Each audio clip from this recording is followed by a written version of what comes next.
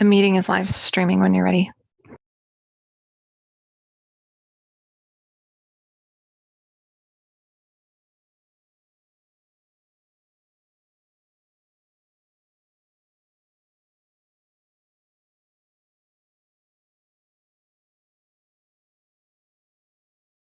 Special council meeting for Monday, May 2nd.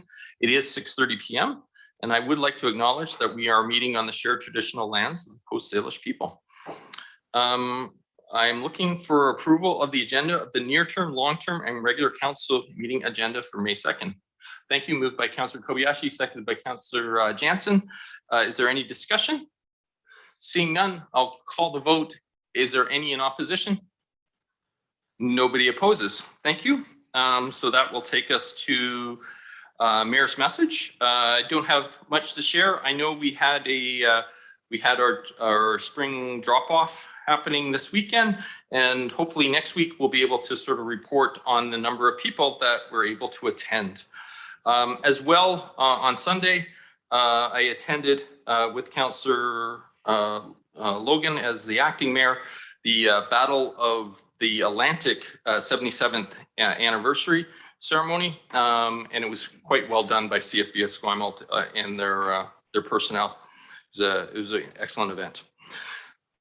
Moving on to adoption and receipt of minutes. This is a recommendation that the minutes of the regular council meeting held April 25th be adopted as presented. If there is no errors, omissions, or questions, I will consider them adopted unanimously, but I will look first. Seeing none, I will say that those have been adopted unanimously, excuse me, not anonymously. Moving on to public participation. I know we don't have anyone online this evening, and I do not see anyone in the chambers, but I will pause just to confirm. There's nobody registered to speak. Thank you. Excellent. Thank you. And Ms. Lalonde has also just notified me, council, that when we have the presentation happening this evening, she is going to be muting this entire room just from a feedback standpoint. So if people do have a question, we may just pause for 10 seconds as she unmutes us to so that people are allowed to ask the questions. Moving on to 6 then. This is 6.1. This is John Russell, our Deputy Director of Public Works, regarding the facility feasibility study and the Public Works Administration Building. Mr. Russell. Thank you, Your Worship. Through the chair, thank you for the opportunity to speak this evening. So the facility feasibility study has provided a meaningful opportunity for Colwood to create a general guide for future planning of our municipal complex. Tonight, we're here to provide a high-level overview of how our existing site can be maximized for efficiency and to provide a home for Public Works and City Hall for decades to come, should the decision be made to maintain City Hall's existing address. So one of our primary concerns through this process has been to ensure that this site remains a viable and essential hub for the community, that green space be integrated with operational elements, and that function be provided along with opportunities for placemaking, ensuring the site can provide its most beloved services for decades to come. So tonight, staff was asking for direction from council on 2 matters. Firstly, to move forward with the design phase of the Public Works Administration Building. And second, to endorse the facility feasibility study as a general guideline for future improvements, establishing a master plan for the site. So staff would use the master plan to guide improvements that we would then bring back to council through decades to come as part of the financial processes. So this would contain many steps and we would check in throughout. So essentially tonight, we're asking for a guideline and we're also asking for a specific mandate to move forward with the Public Works building. So through the financial side of this project, debt financing is a key element. And so if we're to move forward with the design phase, we would need to consider how debt financing will affect our timeline. So it's the primary financing for both the design and potential construction phases of this project. And it's something that we need to be cognizant of for the timeline. It would push back our timeline a little bit. So that's something that we would encourage council to discuss as part of this, as it affects, if we're able to move forward, it affects how we're able to do it and the timelines associated. Throughout this process, we've worked closely with Kasian Architecture And I would like to introduce Dragana Perisinovich, who's a senior project architect there, and Dana Graff, an interior designer with this firm.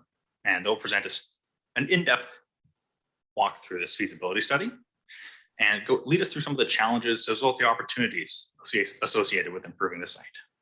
So without further ado, I'd like to welcome them. Thank you. Great, thank you. We do see you online. Thank you. I think all the council can see you, so the floor is yours. Perfect. So I will just share my screen.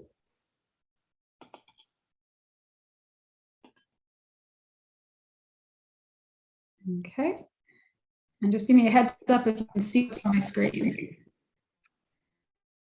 Okay.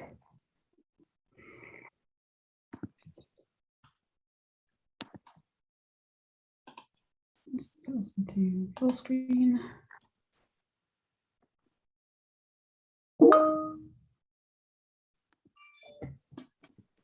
Okay.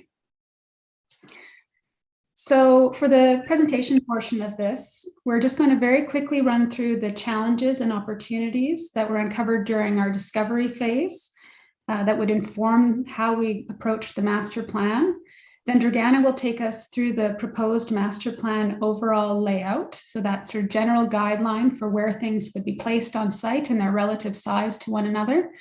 And then we'll finish up with a discussion of a concept for how it might be phased over the next, say, 30 years.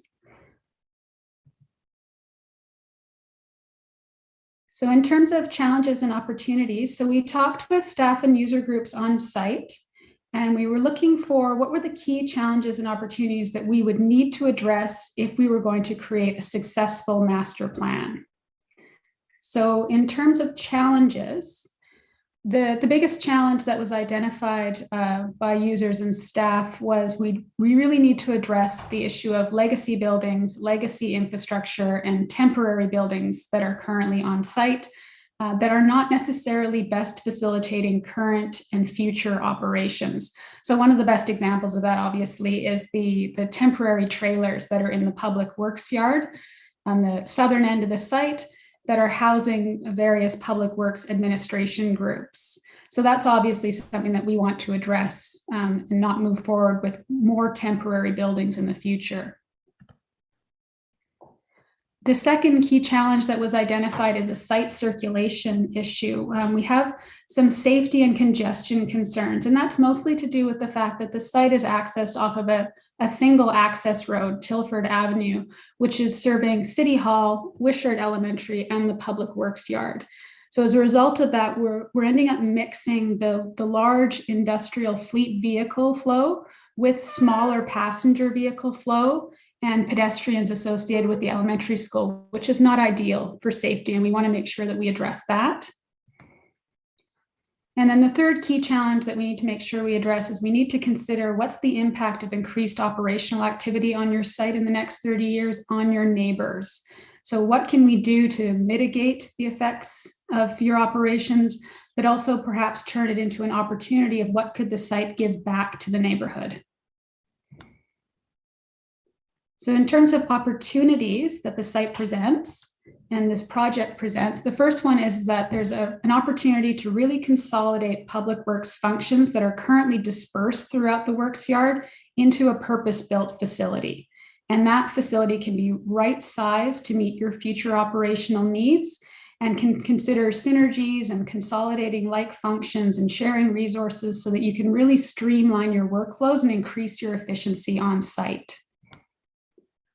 The second opportunity is that this is a great opportunity to provide modernized facilities to best support the City of Colwood's evolving needs over time. So for both the City Hall and the Public Works Yard scope, we can look for opportunities to promote health and wellness, improve staff support spaces and public support spaces on site, and incorporate inclusive design, including gender inclusivity and accessible design.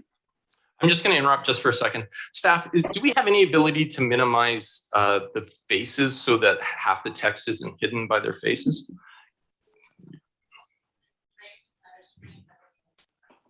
That's all right. I think during the presentation, we don't need to see people. Thank you. Okay. I'm sorry to interrupt. Please continue. sort of two additional opportunities are to do with fixing that operational site circulation. So the opportunity to really separate that industrial flow from the general public and the smaller vehicle flow by creating a dedicated entry point to the public works yard. And in particular, looking at the northern portion of your site, which is currently underutilized as storage space, as the opportunity to create that access point. And then finally, one of the biggest opportunities is really to enhance public engagement with the site and further encourage those community partnerships that you've already started on site to great success with your community garden, your branch drop off and resource pickup, and in particular, the park-like setting that you currently enjoy with the City Hall that is an incredible community resource we want to maintain. So what we've done is we've taken those key sort of challenges and opportunities and translated them into a conceptual master plan, which really shows the possibilities for how you could arrange this space. So at this point, what I will do is I will turn it over to Dragana to take you through the overall layout of the master plan. Thank you, Dana. So as mentioned, the master plan provides a vision and a guide for the long-term development of the public works and City Hall sites. It identifies building areas in blue, site storage and operational areas in peach, and parking areas in gray. And these have been sized and arranged to best support public works administration and operations. The master plan also, as Dana has highlighted, addresses operational impacts on the immediate neighborhood and ensures public amenities are retained and improved. And to this end, as is alluded, we looked to separate that heavy fleet traffic from staff and public traffic. So we've moved that from Tipton Avenue up to a new central access point for operational traffic on the north side of the site. So in that way, we're reducing that congestion,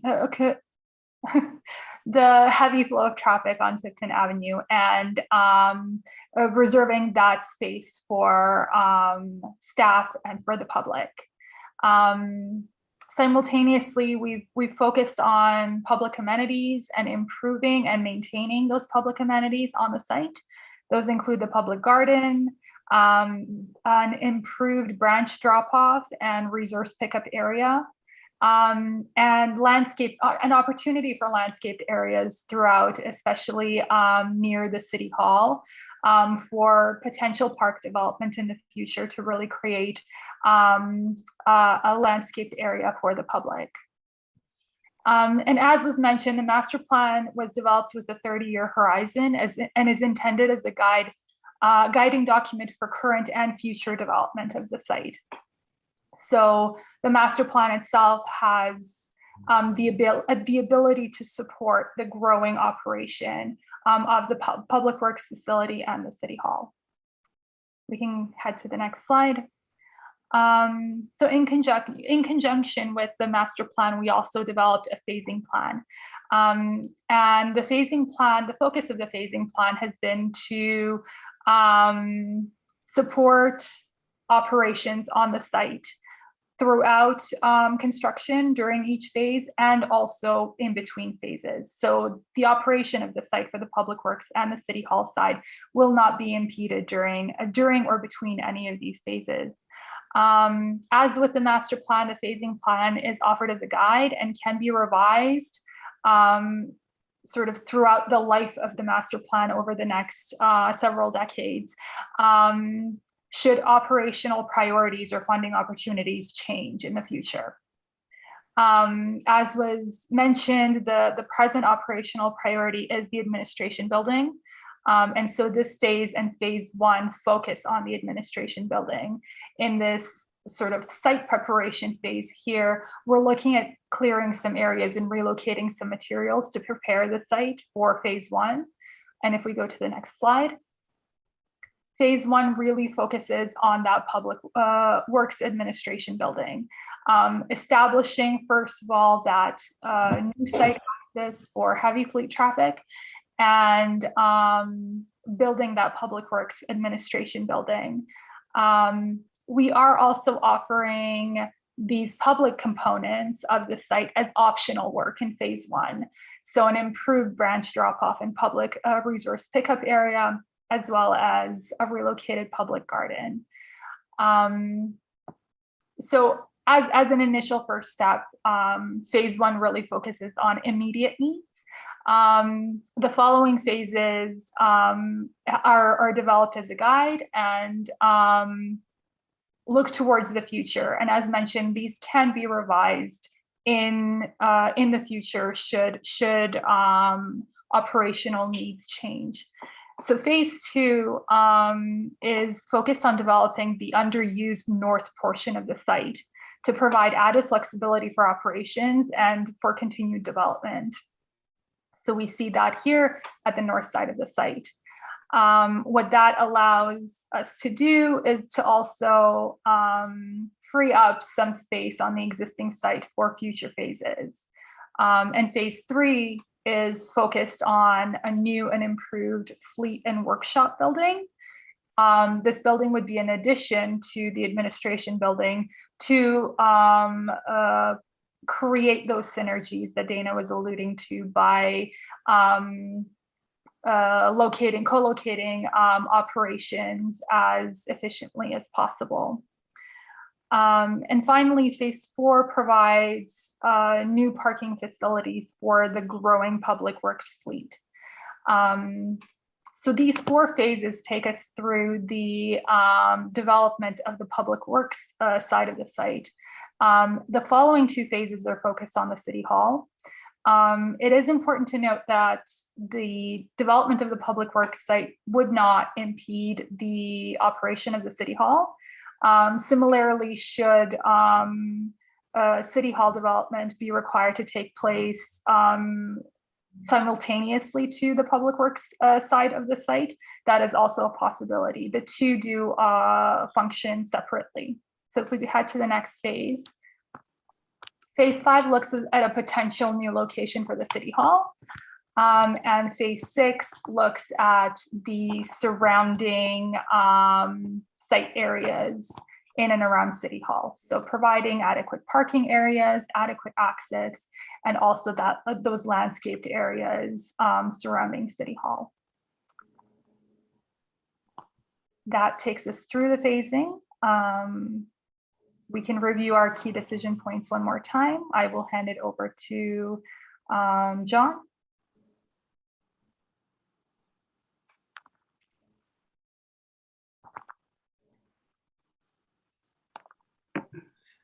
So that concludes the presentation portion of this.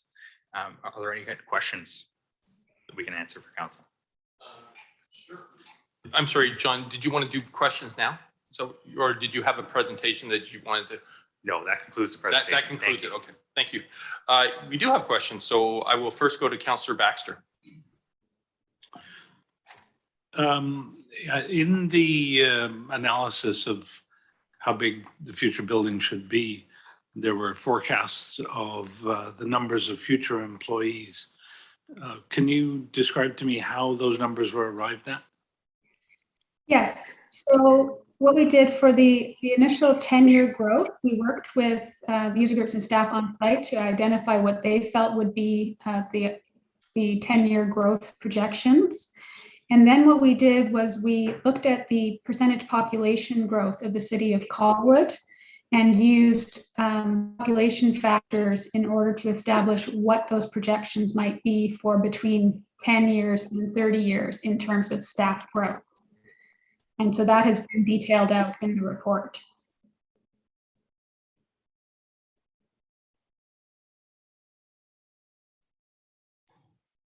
So my follow-up question on that then is, was it assumed that, for instance, if we have 18,000 people now and 100 employees, that when we have 36,000, we'll need 200?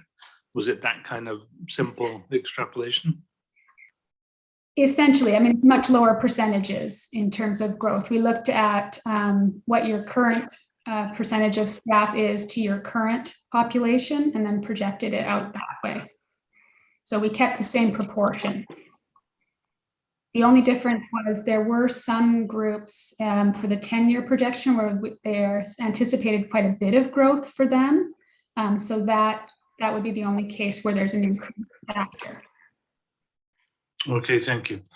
And I believe the intent of what's been shown here is that it's proving that there is a location for City Hall after construction of the new public works yard, but not saying that as part of this we're making a decision that City Hall will remain here. That's a decision that will be made separately in the future. Yes, that's our understanding as well. Looking at John nodding his head. Okay, good. And there was a previous look at this about 10 years ago. And one of the things that was considered at that time that I haven't seen here is putting the public administration building near the main gate so that it can supervise the arrival of materials or even the leaving of materials. And I don't see any possibility of anybody in the public admin building supervising that gate on the current plan. So has that been considered, how one would monitor traffic in and out of the gate? Yeah, in this case, what we'd likely be looking at is more of a camera and security type system so that there could be remote monitoring of that gate.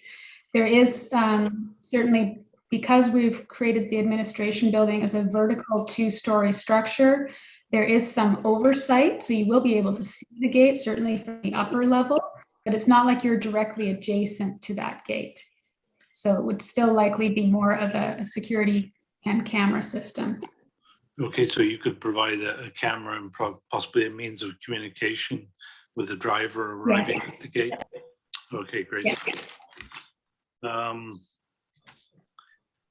The potential for, I believe it was stated as net zero buildings was discussed. And my first question on that is, in 2 of the options, it got a higher score on that than the other 2 options. And what's the difference between the options in that score? I believe that the primary difference is in several of, or in 2 of the options we were looking at either separate buildings or buildings with a larger main floor square footage. When we consolidate everything into one building and everything into one efficiently designed building, net zero is easier to achieve.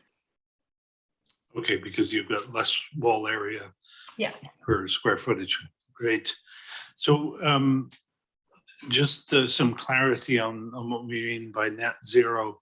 So there's the net zero where, you know, for instance, my own house will soon have 13 kilowatts of solar panels on it, and it'll be net zero in that the excess production in the summer offsets electricity needed in the winter. So that's one way.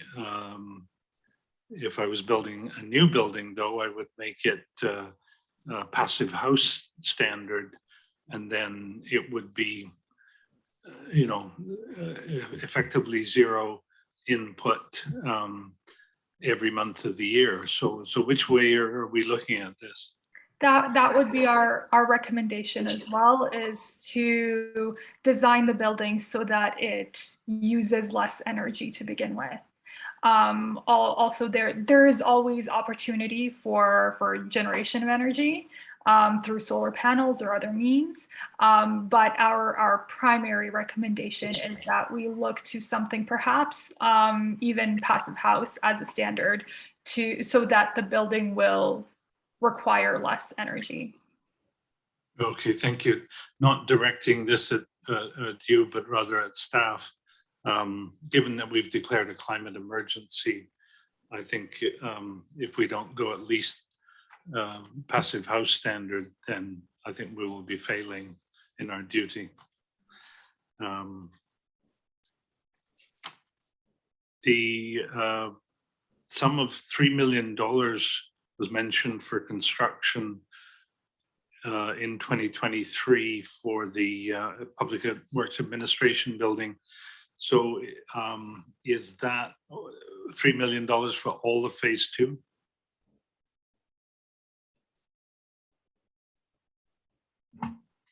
Can I answer that question? I Absolutely. think the report indicates that the 300,000 for the design phase is adequate. We're silent at this juncture on the 3 million.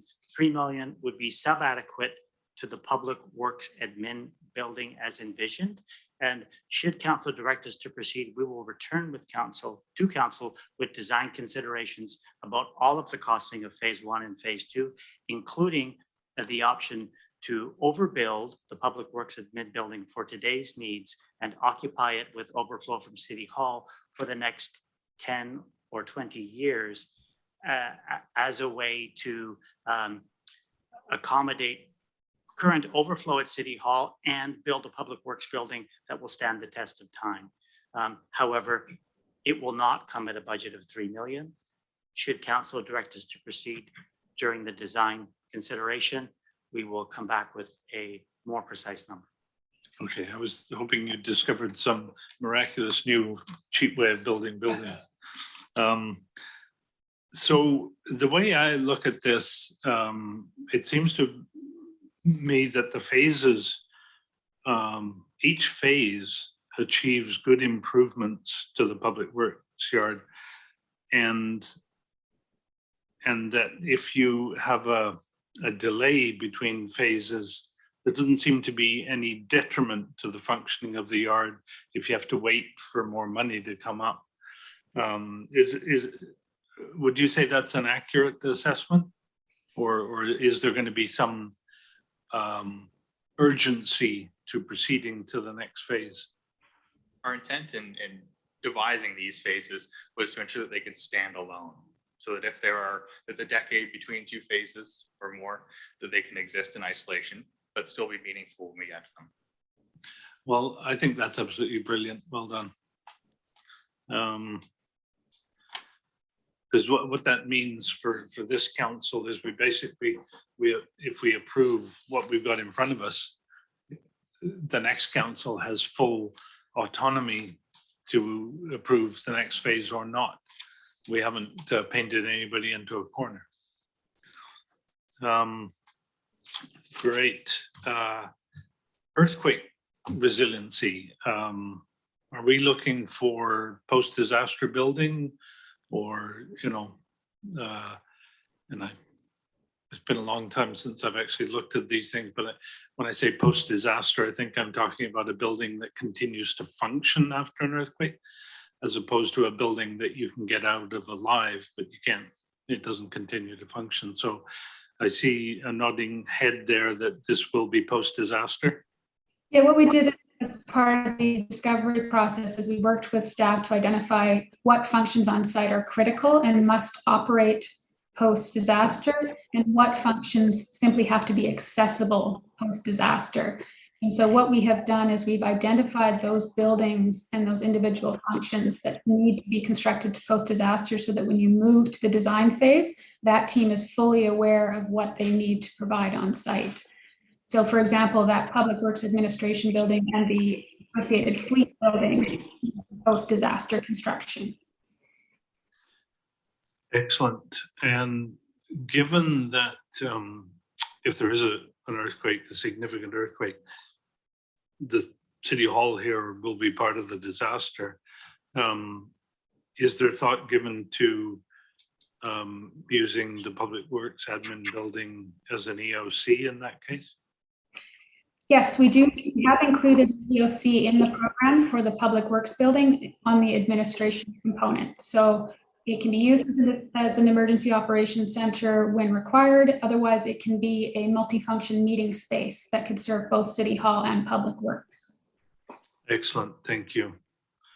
And right at the beginning, you mentioned opportunities to give back to the community. So I was looking for that.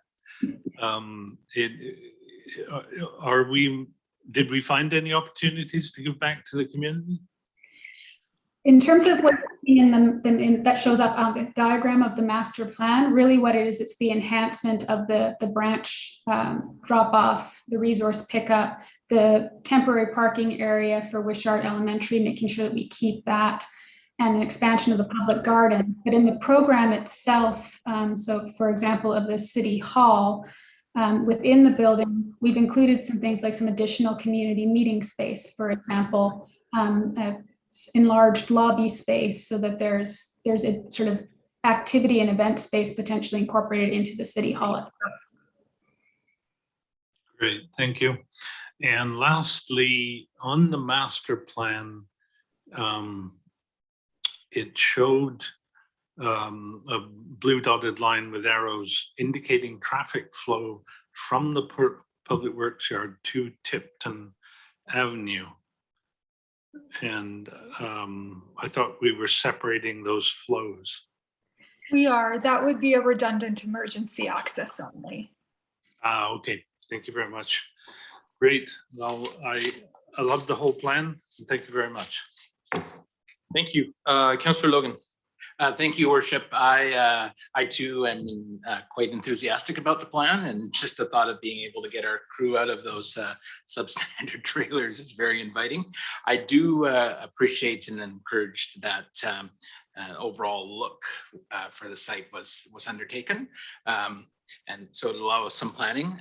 One question: that the new service road, is it accessible to the public, or is it just an internal road for Public Works vehicles?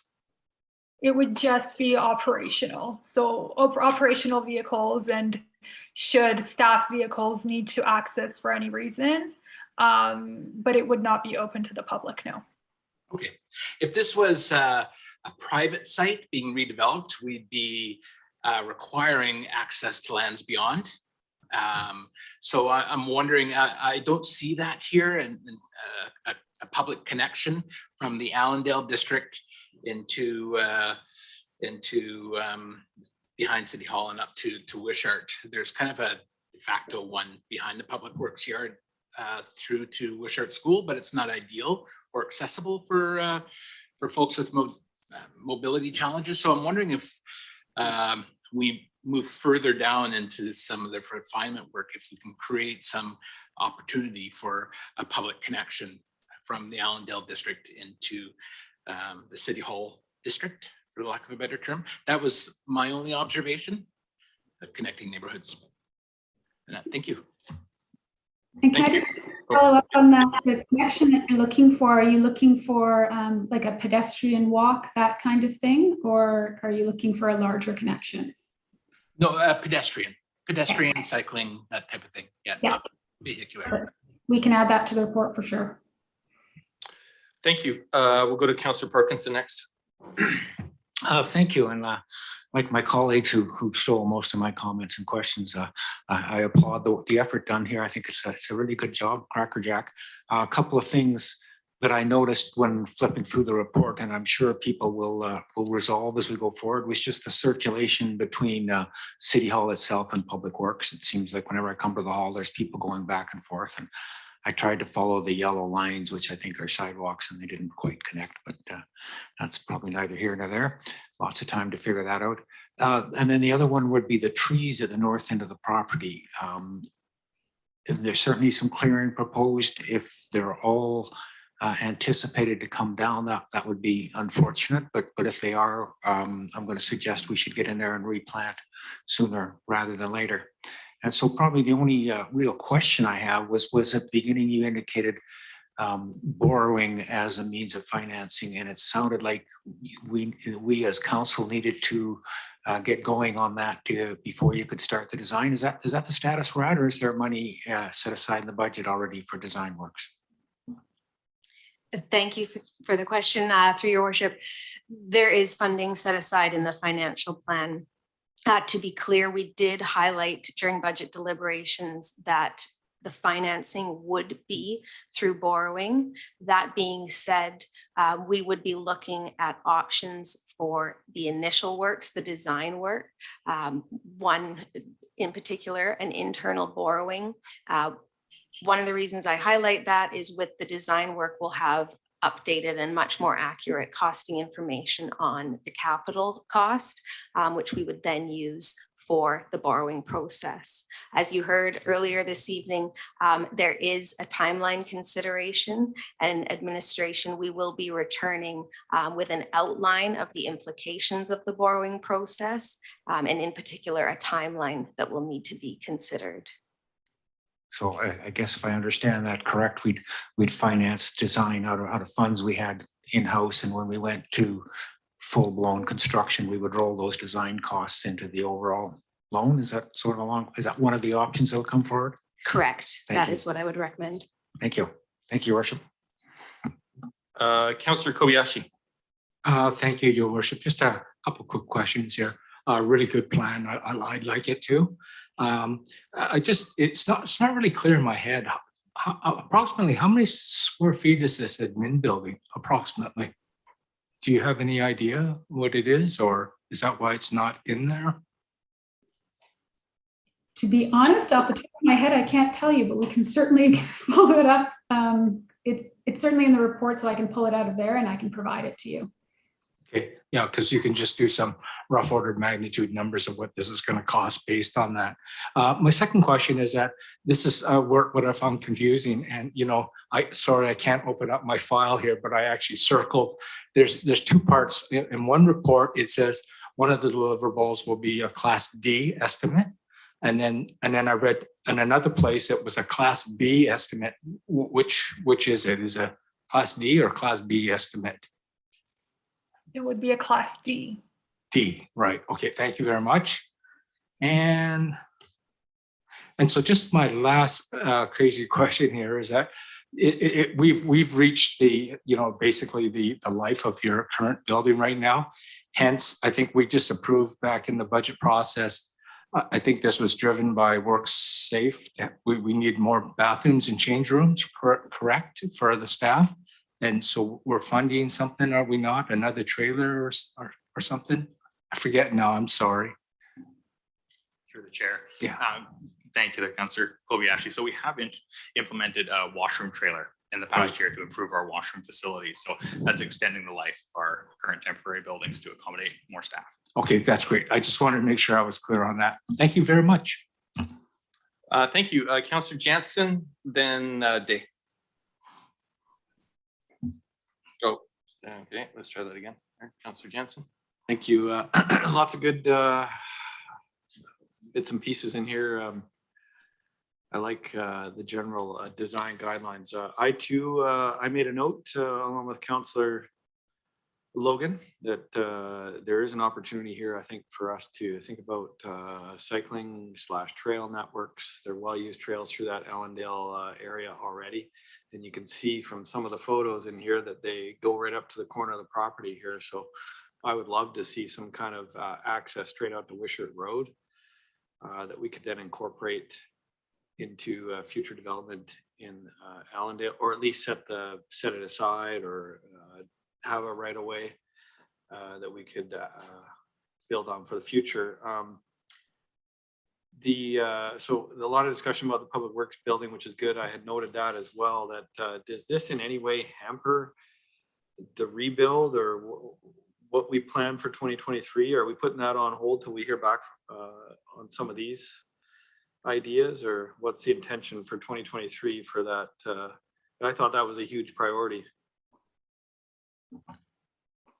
Through the chair to Councillor Jansen, are you discussing this City Hall interior reconfiguration? Sorry, the Public Works admin building in 2023. When we were discussing it, it was a big priority because of the washrooms and the kitchen and stuff like that, the space. So is that still gonna move ahead, or are we gonna wait for the outcome here? This is the first step in that. Okay. Okay, now over to City Hall, is any of this impacted whatsoever if we find an opportunity along the way to remove City Hall from here and plant it somewhere else? What happens to that separation between City Hall and Public Works, or is there a plan, or do we care? Your worship, through to Councillor Jansen. At this juncture, administration is continuing to work with the team to bring back to council refurbishment options for this building. It has substantial life left in it, and the embodied GHG in the building is worth preserving. Should a determination be made to construct a new City Hall offsite, administration would return with a potential rethinking of future phases as square footage in the refurbished City Hall would be repurposed for other uses. Thank you. I love the separation of traffic and the alternate access for our fleet. I think that's important for, snow events or what have you, or maybe an extra entrance for the massive branch drop off in May. Yeah, I like it. I'm supportive. I'll wait and hear what the rest of council has to say. Thank you, Mr. Mayor. Thank you. Councillor Day. Thank you. I heard you say that the plan was to relocate the community gardens, and yet I didn't see them represented in any of the slides that you presented. What is the plan?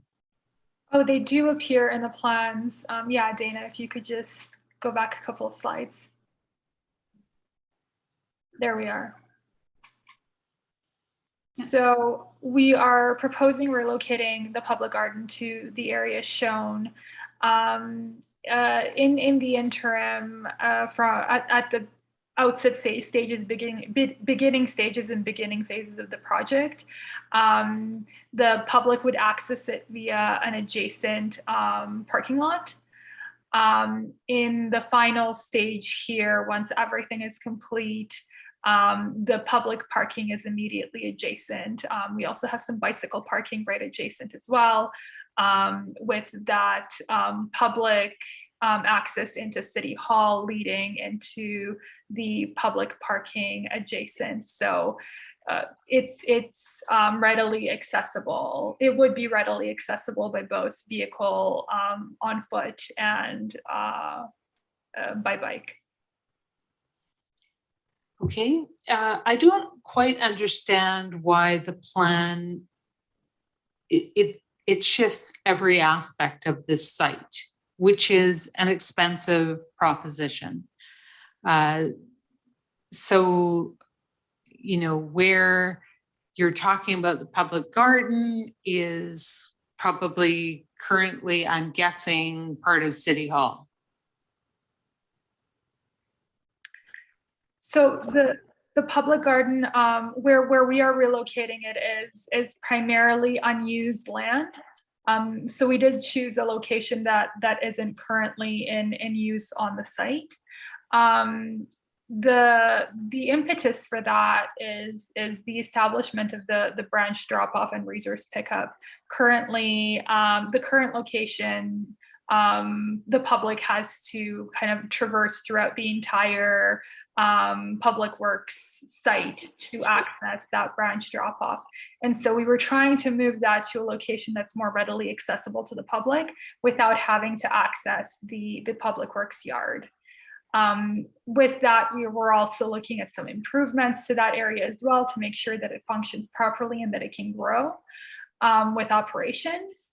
And so with that move and with those adjustments, we felt that moving the public garden would make sense. We can look at other locations for the public garden if desired, but we felt that the new location that we chose works both in the interim phases, as it can easily be accessed, And in the final phase where we are looking at a little bit of a co-location with the Public Works Nursery and looking to it with adjacency to the City Hall and all of those support spaces. Thank you. And did you consider CEPTED principles in planning the space?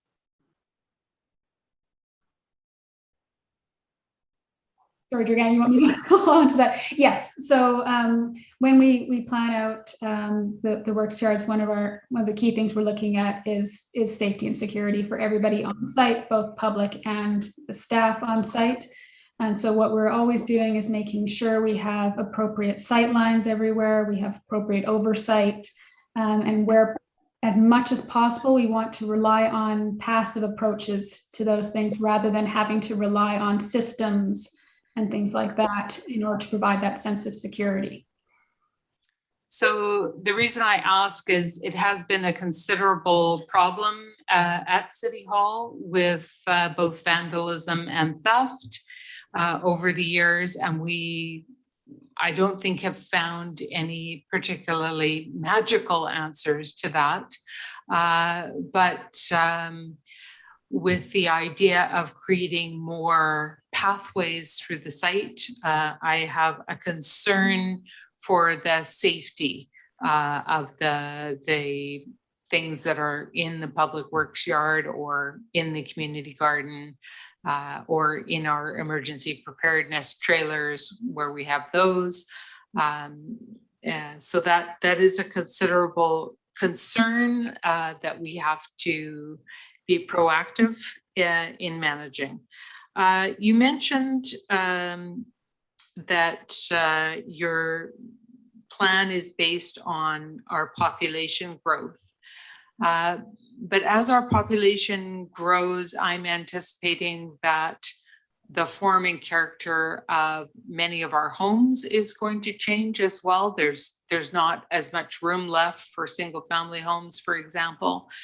So there will be more emphasis on public park spaces and on, probably apartments and condominiums.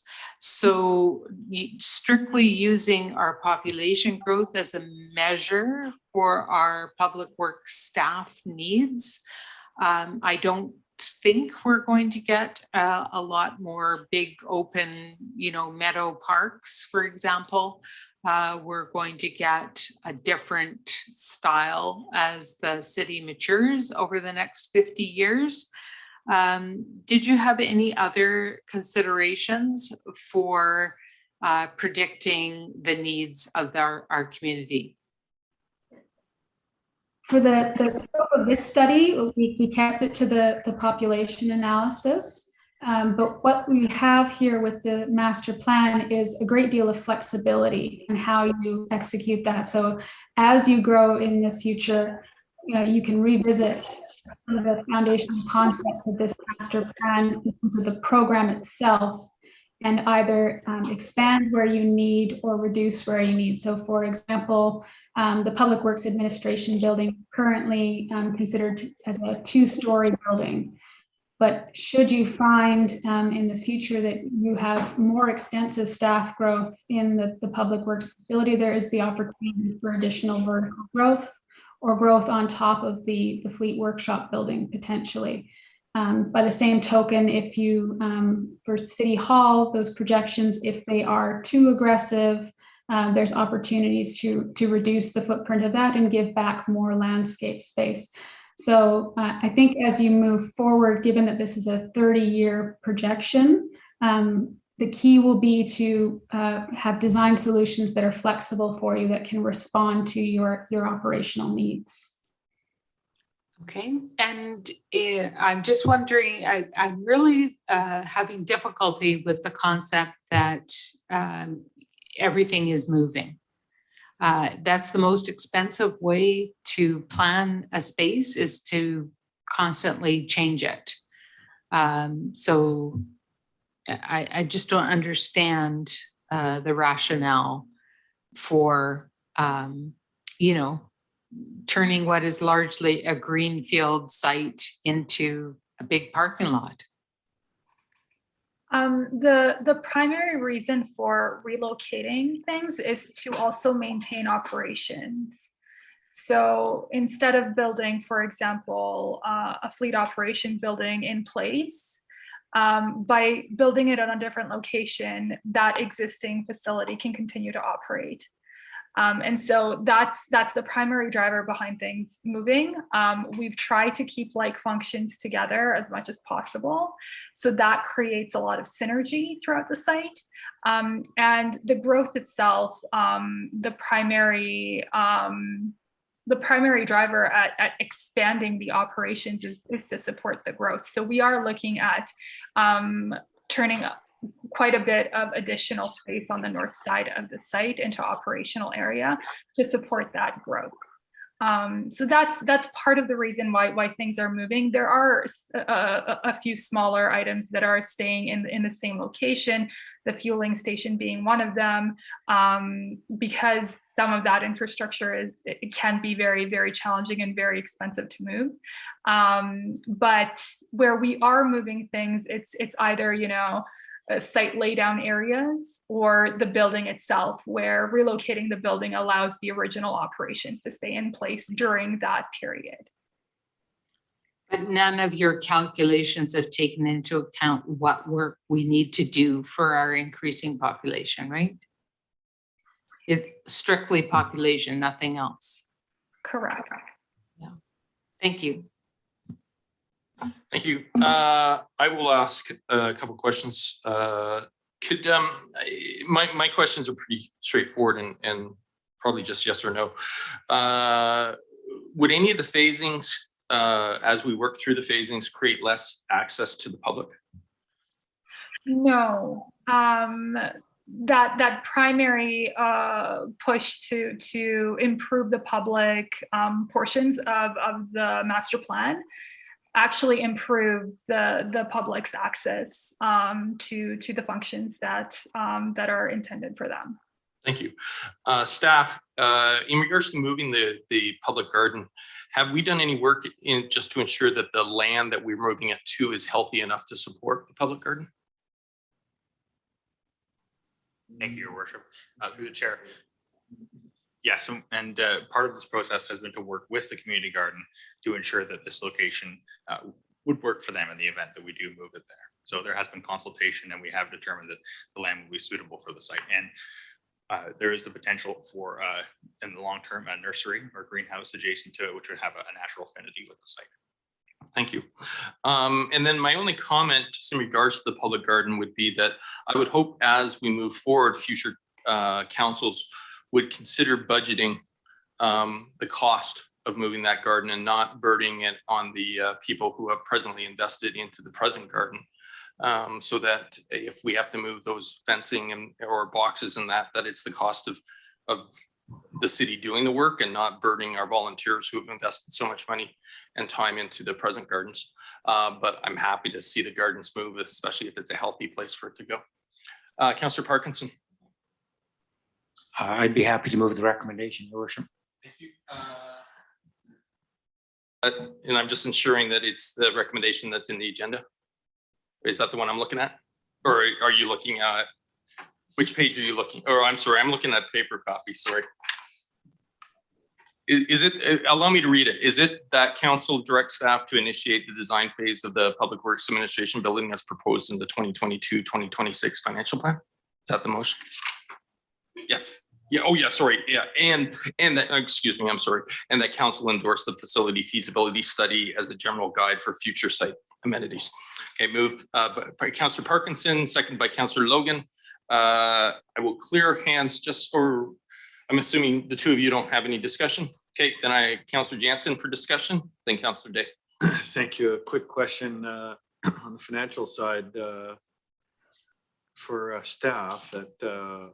Timeline wise, where does this fit in with the possible new RCMP detachment on the horizon as well?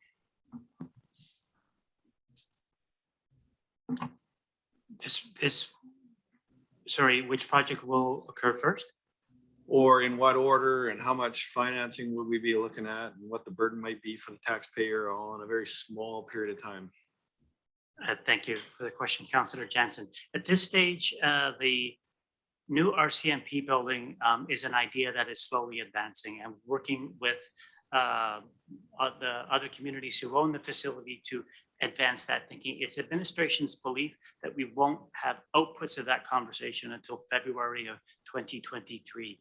Administration will return to council as discussed by Ms. Hepting in this term of council with a discussion on how the financing of this project will affect our balance sheet and our future capacity to finance other projects such as the RCMP building.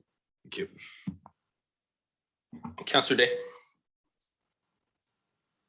Thank you. So I'm really struggling to find nice things to say about this, because there's a lot coming up on our plates. We have millions of dollars worth of road infrastructure already underway. This is looking like a $4 million job. And as much as I do want our Colwood employees to have an excellent building to work out of, I need a smaller, more realistic plan. And I think if we're going to be spending millions of dollars, there should be some public input on whether or not that's what they want to do. I just think that the world is in a precarious place. Lots of crazy things are happening. And we know that inflation is a big factor in everyone's life. And this is a lot of money on the table, and I'm not sure for what. We're talking about the justification being strictly population growth, not how many more square feet of grass we have to mow, or how many parks we're going to look after, or how many amenities we're going to build. We're just talking population for our rationale. And for me, we have to proceed cautiously and with a plan that leaves money in people's pocketbooks to pay for the things that they also need. So I'm sorry, I cannot support the project as it's been laid out. Okay, I'm not seeing any other hands, so I will call the question. Those in opposition? Councillor Day opposes. Moving on to 6.2, this is Jen Hempting, our Director of Finance, regarding the city surplus gravel expression of interest. Ms. Hempting. Thank you, Your Worship. You'll recall that Council previously directed the city to issue an offer to purchase what we have referred to as surplus gravel. The purpose of this report before you tonight is to provide an update. So specifically, since that offer to purchase was issued, we have received one offer for purchase of what's being referred to as the 1-inch minus gravel at the city's site located over in the Royal Bay area on Metchosin Road. This report provides background on that offer. I'll just take a moment and provide a little bit of an overview on our gravel reserves. So we currently maintain all of the city's gravel reserves in that site I just referenced on Metchosin Road. About 60% of the volume that is on that site is what's referred to as 25 millimeter or 1-inch minus road base. The offer before you for consideration is to purchase up to all of that road base.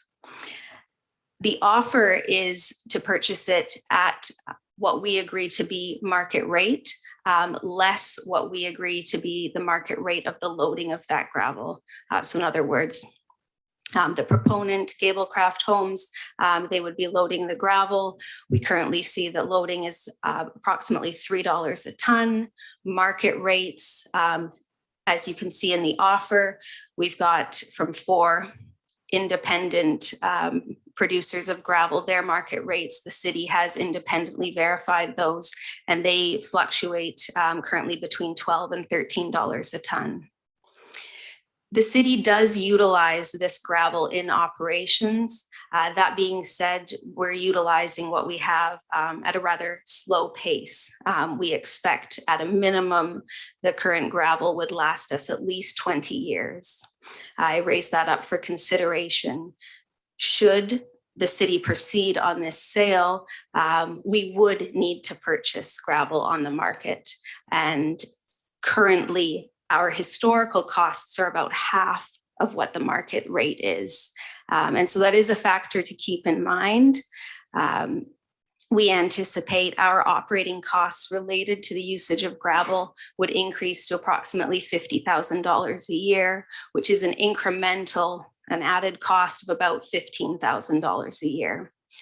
So it's a factor to keep in mind. That being said, currently at the rate at which we're using this gravel, we expect that it would remain on this site for upwards of 20 plus years. So another factor to consider. The recommendation before you tonight is for council to choose one of the following options. Either accept the term of the sale as proposed and enter into an agreement, or to take no action with respect to a potential sale of gravel, or to direct staff to return with further information on this topic. Pleased to answer any questions that council may have. Thank you, Councillor Baxter, Kobayashi, then Parkinson. So this deal does not sell the land, but it prepares the way to make the sale of the land possible. Is that right? Correct. This proposal is for purchase of the majority of the volume of gravel, but specifically it is a proposal to purchase the 1 inch minus gravel on the site. Thank you. Councillor Kobayashi. Thank you very much, Your Worship. Just a clarification, Jen. Did you say that we can buy it for half the rate? Is that what you said? I just make sure I clearly heard that. Through your worship, thank you. Yes, when we utilize this gravel, we expense it at the historical rate on which the gravel resides on our books, which is approximately half of the market rate today. Gotcha. Okay, I understand. So I feel comfortable. I mean, I'm comfortable moving this recommendation, but I certainly want to see this money reused for that purpose. I don't know if we can put it into a reserve that way. I hate to see this go into general funds or something of purpose. That's what I think anyways. I mean, that's what it is. It's for the benefit of the citizens of Colwood. And so I feel more comfortable if that's possible. I don't know. Just my question. Certainly, council could direct that any gain on the sale of the city's gravel be held in a reserve for a specific purpose. Thank you very much. Thank you. Councillor Parkinson. I'd be prepared to second the motion to sell the gravel. Oh, I'm sorry. Thank you. I didn't realize I had a motion, but thank you. Okay. Sorry, just before you continue, my apologies. Were you adding that last portion that okay, so the motion will be, I'm going to go with, there's 3 recommendations. So I'm assuming you're going with recommendation 1, with that the proceeds be held in a reserve to fund future gravel purchase. Is I don't want to put words in your mouth. No. Okay, well, which it's going into reserves for what? For future gravel. Right. No, I just want to be clear on the motion. I'm not trying to be difficult. My apologies. And you are seconding that motion. No. Okay. I'm not. I think it's crazy to take this little bit of money and establish a separate reserve and track it and untrack it through the years. I think buying gravel is like buying paper. When it's time, the city will buy it. So I'm not seconding. Okay, I'm going to let you speak to it in a moment. So I will look for a seconder to Councillor Kobayashi's motion. Do I have a seconder to that? I do not. So Councillor, I will go to Councillor Parkinson, and you can make your own motion. And we'll see if that happens. Hold on, I'm going to turn your mic on. Go ahead. I'd be happy to move that the Chief Administrative Officer be authorized to enter an agreement with Cablecraft Homes / Latoria South Development LP for the sale of the 1-inch crushed gravel at a rate of $9 per ton. Thank you. Okay, you can speak to it. Thank you. I just, I will admit that trying to follow this gravel sales scenario over the years has been a little confusing, and I'm happy to say that I had a chance to come in and speak with Mr. Earl and Ms. Hepting today. They clarified it clear as can be. I'm quite satisfied that you know, we can all fantasize about different deals or something that could have or should have or would have, but in fact, it seems like we're getting a fair deal. We're moving forward, and I'm happy with this process. Thank you. Councillor Day. Sorry, pardon me. So I won't be supporting the motion. I was here when we stockpiled the gravel on council, and it was what we were owed for the lowering of Latoria Road, and it is useful to the city. I think it's clear that we could use it over the next 20 years. We do have lots of roads to maintain. And I think as far as the comment of hurrying us up to get rid of the land, that is the only asset that the city currently holds that is still going up in value. Thanks. Thank you. Councillor Logan.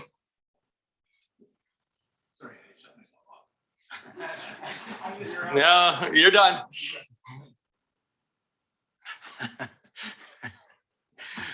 Thank you, Worship. I will move an amendment that the proceeds from the sale of gravel be put into a reserve fund for a use to be identified at a later date. So not specifying gravel as an example, but it could be used for park acquisitions, sidewalk, whatever. But not into general revenue is my intent. I will, that is an amendment, so I'll look for a seconder to that, and seconded by Councillor Kobayashi. So Councillor Kobayashi and Councillor Baxter, you guys are on the list for the main motion, so I will come back to you, but I'm clear it right now. Discussion on the amendment.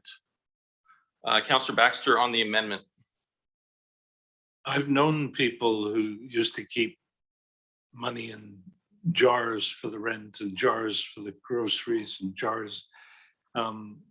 That's not the way a modern organization works. The money is the money, and you have a budget that lays out how you're going to spend that year's money, and you don't keep it in separate boxes unless it's something like DCCs, which is legislatively required.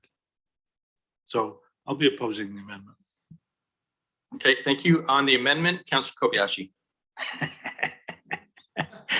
With all due respect, Councillor Baxter, then we're going to have to throw out all our reserve funds except those DCC ones. And so, I mean, I'm going to support this amendment, and that was the whole idea. I didn't know if it should just go into gravel. I guess that was fed into me, but you know, I do think it has to be reserved because I'd like to see it for a good purpose for our taxpayers, and that's the bottom line. We've got reserves for everything else, and no, I can't think of right offhand what it should be. So, I mean, this is a good compromise, folks. So anyways, I'm just not going to vote for just a carte blanche, that's for sure. Thank you. Thank you, Councillor Parkinson. Perhaps that sounds like a contradiction to some of my other councillors. I like to think all the money I vote to spend at the council table is for a good purpose and for the benefits of the citizen. So I really, staff can correct me if I'm wrong, but that to set up a separate reserve fund and track it for a figure that you know, is around $100,000, the difference between the value of the gravel on the books and what we're selling it for, just sounds to me like a bunch of work and effort for no reason. And honestly, I'm scared that if it's there with a sort of it's a shiny bauble, and people will be looking for ways to sort of spend it with perhaps out the same consideration that we give to most expenditures at this table. So I know we're splitting hairs here, but I'm not going to support the amendment. Thank you. I don't see any other hands, so I'll speak to it real quick. I won't be supporting the amendment either. Similar to what Councillor Parkinson said, that, and I'm not sure where this fund would, I'm not sure what we'd be spending this on. Like it does, I don't feel like we've given enough direction on that. So I won't be supporting the motion. I don't see anyone else, so I'm just gonna call the vote unless you feel do you feel like you're wishing to speak to this? Through your worship, all I was going to offer up, we do have legislated requirements that any gain on the sale of capital must be set aside for specific purpose in a reserve. This isn't quite that. I have heard the conversation. As you are aware, when we report out on financial updates, we do highlight any gains on sale throughout the year. And so this financial information will be disclosed for council and for the public, but we don't have a direct legislated requirement to clearly highlight it within one of the reserves. That being said, it will be very apparent what the annual activity is in this situation. Thank you. I'm not seeing any other hands, so this is on the amendment only. So I will call those in opposition to the amendment. It would be Councillor Parkinson, Councillor Jansen, Mayor Martin, and Councillor Baxter. So the amendment fails. That brings us back to the main motion. Councillor Kobayashi, I'm back to you on the main motion. I'm just trying to find you. Could you hit your there you go. Thank you. Councillor Day, could you just hit yours as well? Because you're, oh no, I'm sorry. It was Councillor Baxter that was next. My I was covered off anyway. Oh, you're good. Okay. Councillor Baxter, do you have anything? Okay. Then any other questions on the main motion? Seeing none, I will call the question. Those in opposition? Councillor Day opposes. This moves us to 6.3. Marcy Lalonde, our Manager of Corporate Services, regarding grouping of bylaws. Thank you, Your Worship. This briefing is just provided for information only for council, that Corporate Services intends to bring forward grouping of bylaws for consideration as per the council procedure bylaw. So essentially, it's considered a series of resolutions offered by one single main motion. So Part 7 of the city's procedure bylaw allows for multiple readings in one motion and or multiple bylaws to be considered in one motion unless separation is sought by the chair or requested by another member of council. So the briefing presented also includes a sample of what it would look like on the agenda. And at any time, any member of council can ask for it to be severed, any one of the bylaws, so it can be debated and it could be amended at any time during the first 3 readings. So it's just for information only. Thank you. Thank you. And just to be clear, council, so if we were looking, for example, at bylaws, we were possibly looking at grouping 7.4, 7.5, and 7.6. Most of the groupings would be, for example, LAS for sewers and that, and so that we just speed it up. So yeah, so it's not meant to inhibit anything, and it is just almost identical to a consent agenda that at any point anyone on council can ask for that bylaw to be removed so that it can be specifically spoken to. So we were going to try and do that tonight, but I wanted to make sure that we had the discussion before it was just introduced at the table. Does anyone have any discussion? Otherwise, I will move to bylaws. Seeing none, great. Then let's move to bylaws. 7.1, this is the 2022 tax rate bylaw. This will be for first, second, and third reading. Moved by Councillor Logan, thank you. Second by Councillor Jansen. Discussion? Seeing none, I'll call the question. Those in opposition? Nobody opposes. Moving to 7.2, this is bylaw number 1938, 2022, Colwood Sewer Utility Bylaw number 1500, 2011, amendment number 9, Schedule A and D. This is for first, second, and third reading. Moved by Councillor Parkinson, second by Councillor Baxter. Discussion? Seeing none, I'll call the question. Those in opposition? Nobody opposes. Moving on to 7.3, bylaw number 1933, public notice bylaw. This is for first, second, and third reading. Moved by Councillor Day, seconded by Councillor Baxter. Discussion? Seeing none, all those in opposition? Nobody opposes. Moving on to 7.4, this is bylaw number 1934, Colwood Main Sewer LAS for 598 Heatherly Road. This is for adoption. Moved by Councillor Logan, second by Councillor Jansen. Discussion? Seeing none, those in opposition? Nobody opposes. Bylaw number 1936, Colwood Main Sewer LAS for 2456 Suk Road. This is for adoption. Moved by Councillor Kobayashi, seconded by Councillor Baxter. Discussion? Seeing none, those in opposition? No one opposes. And then bylaw number 1937, Colwood Central Sewer LAS enlargement for 2456. And this is for adoption. Moved by Councillor Baxter, seconded by Councillor Logan. Discussion? Seeing none, those in opposition? Nobody opposes. Motion to adjourn. Thank you, Councillor Logan. Any in opposition? Nobody opposed. Thank you.